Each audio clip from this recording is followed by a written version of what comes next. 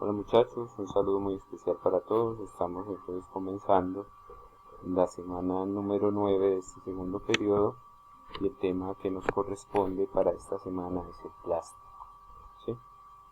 Entonces, para hablar del plástico vamos a comenzar por su historia y vamos a mirar cómo se materializó lo que hoy conocemos como plástico. La invención del plástico revolucionó la industria humana para siempre. Inicialmente se desarrolló a finales del siglo XIX como un sustituto del marfil para crear bolas de billar por el norteamericano John Wesley Hyatt, quien pudo sintetizar un celuloide disolviendo celulosa vegetal en alcanfor y en etanol.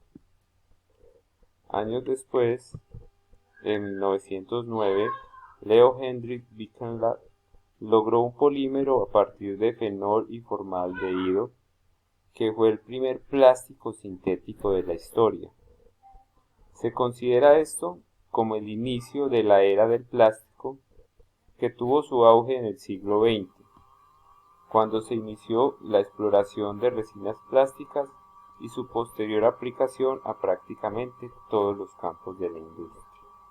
Entonces, miren por qué decimos que revolucionó la industria el plástico, ¿sí? Porque servía para casi todo.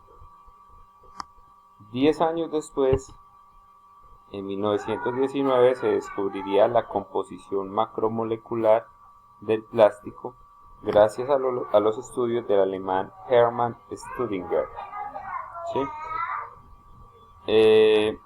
Entonces, estas tres personas eh, dieron un gran aporte para lo que hoy conocemos como el plástico y sus diferentes usos, porque son demasiados. Entonces, ¿qué es el plástico? El plástico es el nombre genérico y común que se le da a una serie de sustancias de estructura molecular y características físico-químicas semejantes, cuya mayor virtud es contar con elasticidad y flexibilidad. Acá empezamos ya a mencionar dos propiedades del plástico, ¿sí? Elasticidad y flexibilidad. Estas dos propiedades permiten así su moldeado y adaptación a diversas formas. Los plásticos son concretamente materiales sintéticos y derivados del petróleo obtenidos mediante procesos de polimerización. Por suerte, el plástico es reciclable, aunque su producción es mucho más barata y sencilla que su reutilización. ¿Sí? O sea, el plástico es cierto que lo reciclan, pero, pero ese proceso de reciclaje del plástico para volver a reutilizar en estos momentos, con la tecnología que tenemos, se hace muy costoso, ¿sí? Pero se hace y con base en lo que se está trabajando, ya hay unos proyectos muy buenos de vivienda que reemplazan lo que son los ladrillos que conocemos actualmente por unos ladrillos tipo Lego y que son de plástico.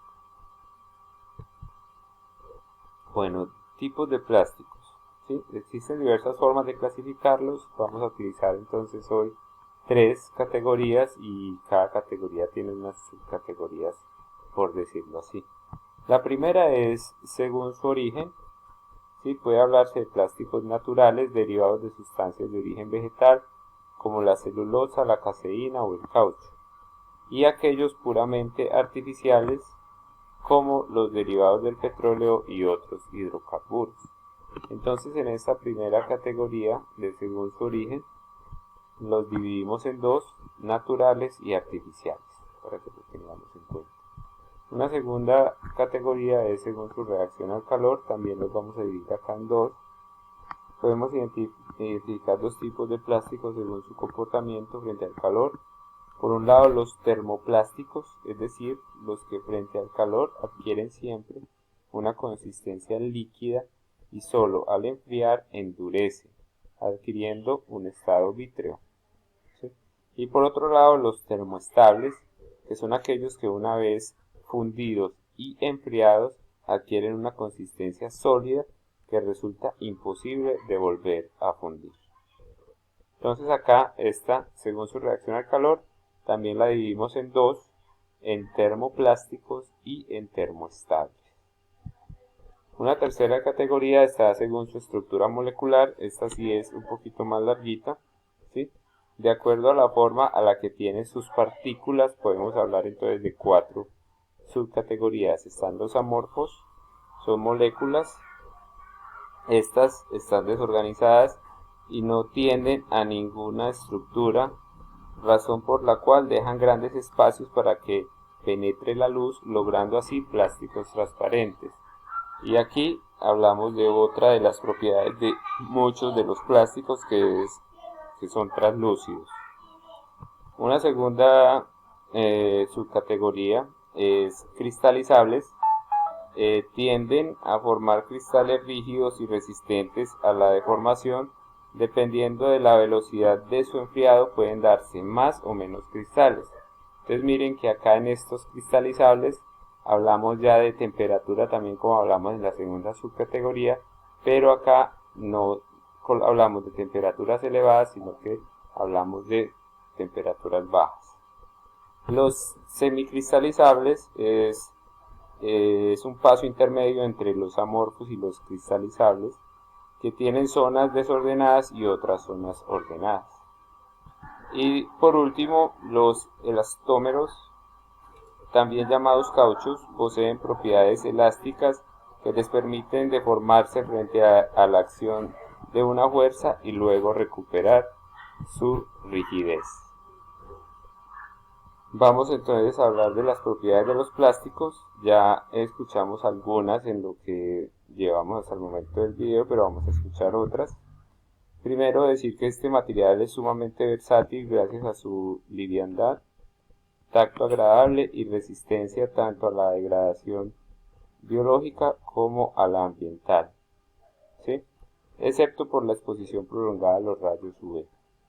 En su mayoría impermeables, resistentes, diamagnéticos y buenos aislantes acústicos, eléctricos y térmicos, aunque no resistan altas temperaturas.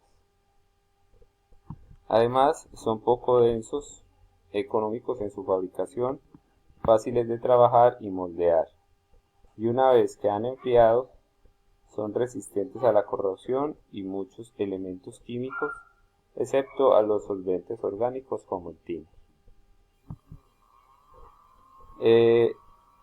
Estas propiedades son difíciles de conseguir con otros elementos y hacen del plástico al mismo tiempo una bendición y un problema, ya que a la par de ser el material sintético más útil y eficaz de la historia humana, es también la principal fuente de contaminación sólida del planeta. Vamos a mirar un poquitico de sus usos. Los usos del plástico. La aplicación del plástico es virtualmente infinita, desde piezas de recambio para aparatos electrónicos, eléctricos e industriales, como aislantes, protectores, fundas, amortiguadores, entre otros, hasta componentes del sector construcción, como tuberías, impermeabilización, aislantes, vidrios, entre otros. También es muy común encontrar el plástico en la fabricación de herramientas, juguetes, envoltorios, muebles, envases, separadores, sujetadores y sobre todo lo que más vemos, en bolsas, ¿sí? Entonces, como pueden ver, se puede encontrar a nivel industrial en muchos campos, ¿sí? Se puede producir para muchas cosas, entonces se puede decir que es un material muy rentable. Con eso entonces terminamos lo que es la parte del plástico. Recuerden que en el Blogger van a encontrar toda la teoría en la segunda página con el nombre de materiales, y ahí en la parte final van a encontrar este tema, que es el tema del plástico, para que lean la teoría y vean este video antes de contestar la actividad de la semana, ¿sí? Para que les vaya bien. Bueno, un saludo para todos, se me cuidan, nos vemos entonces la otra semana con otro video.